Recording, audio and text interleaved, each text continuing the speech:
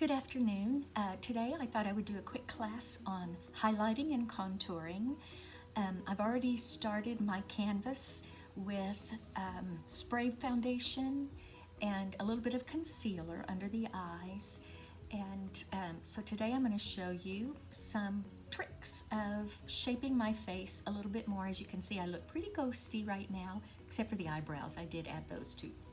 But other than the eyebrows, there's really no color on my face. So now I'm going to add a little bit of color to make me look more alive.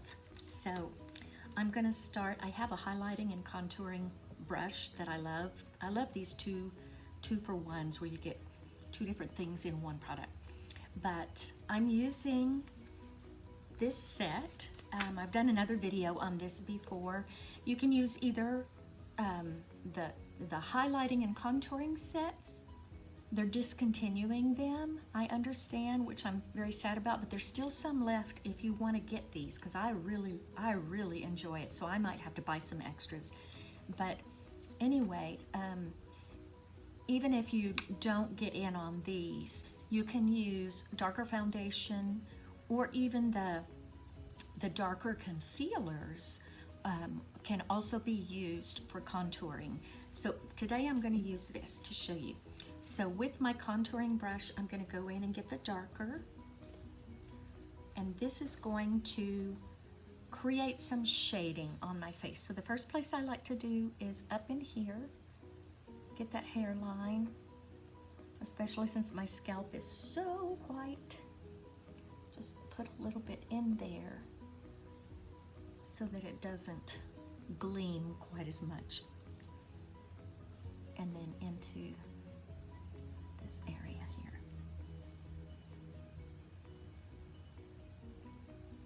That just kind of shades it nicely so that I don't have such a distinct white outline around my face. Just kind of provides a nice little frame. So I do that first. And I'll speed some of this up so that you don't have to watch with the amount of time that it takes.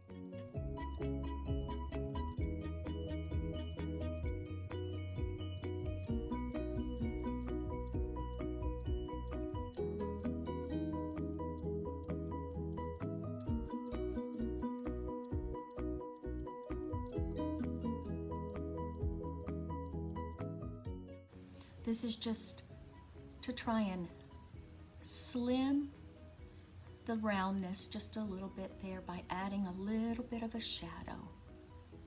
And I sneak it into my temples where the grays are starting to come through to kind of cover up that too. Little tricks, huh? Get rid of those grays. Kind of matches my hair color, so. Doesn't completely get rid of them, but it does kind of mask them a little bit. So, I don't know if you can see the difference in how this is just, it brings a little bit more of a slim line here, whereas this looks a little bit rounder. And so I don't need to do too much because I don't have a super round face, but there are different guides that are available to show how to do the highlighting and contouring very specifically for your face type. And I'm happy to help you with that if you're interested in learning more. Again, like I say, you can use this wonderful set, or you can use any two-color foundation for highlighting and contouring, or the concealer as well. So I'm happy to help you with any of that. So I'm just doing one side of my face here first. And then now I'm going to do under the jowl, which tends to get a little saggier as we get older. So this is going to, get that hair out of there. This is going to hopefully give me more of a defined jawline. And I promise I'm going to shade it in.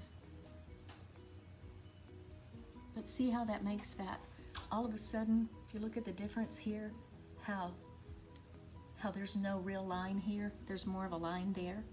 I try to stay away from lines on other places of my face because of my age. I don't want real defined lines, but I don't mind defining this line just a little bit more. And because I have a real pointy chin, when I make certain faces, my chin goes into a point. I like to try to get rid of that point or diminish it as much as I can.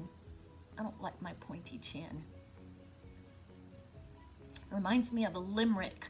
We actually, when I was in choir in college, we sang a set of songs that were based on some limericks. And there was one, there was a young lady whose chin resembled the point of a pin. So she purchased a harp, I can't remember, and played several tunes with her chin. So I don't want to be a harpist with my chin. I'll have to go look up that limerick and share it with you.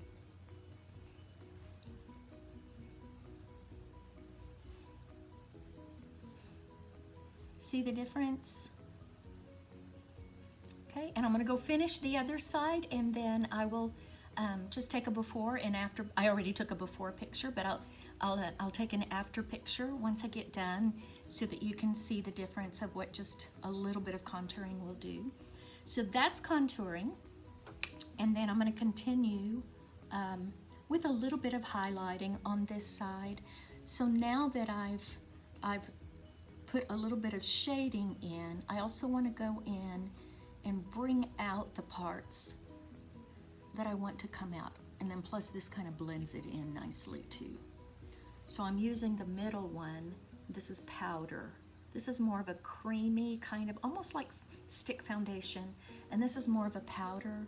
So I put it on after.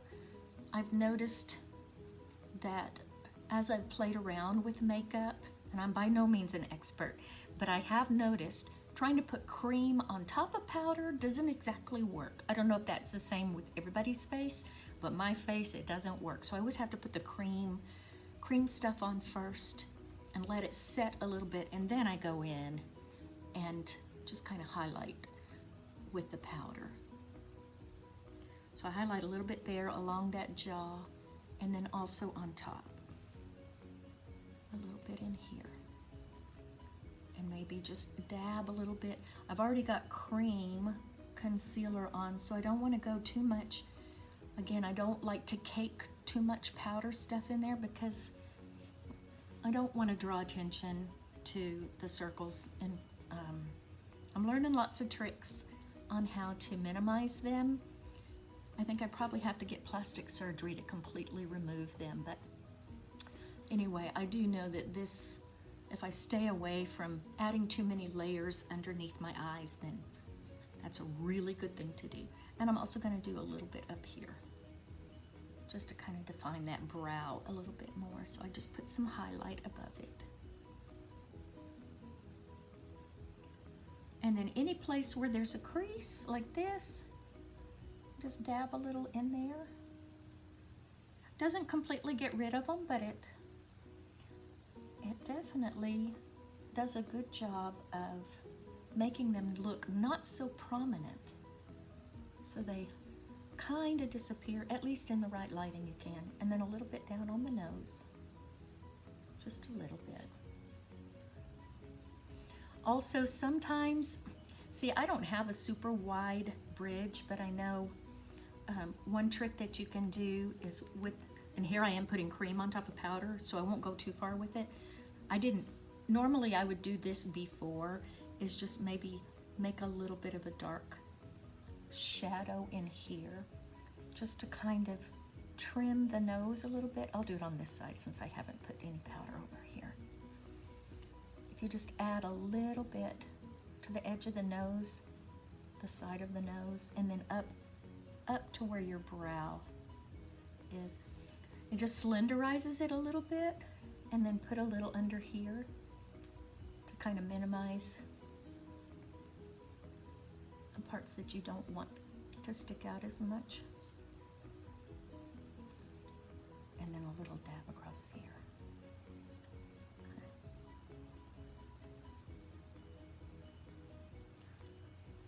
So that just kind of shapes the nose a little bit if you're interested in doing that.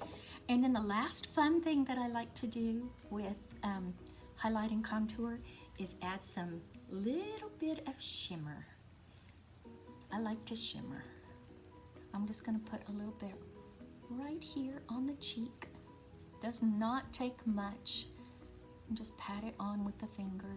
This is also kind of creamy, and so I don't rub it in at all. I just kind of pat it where I want to just get a little bit of a sheen. And right under the eyebrow, just a little bit of shimmer. I like that. Just kind of, I don't know, gets more of a youthful look. And then on the Cupid's bow, I definitely put it here. Ooh, see, it doesn't take much.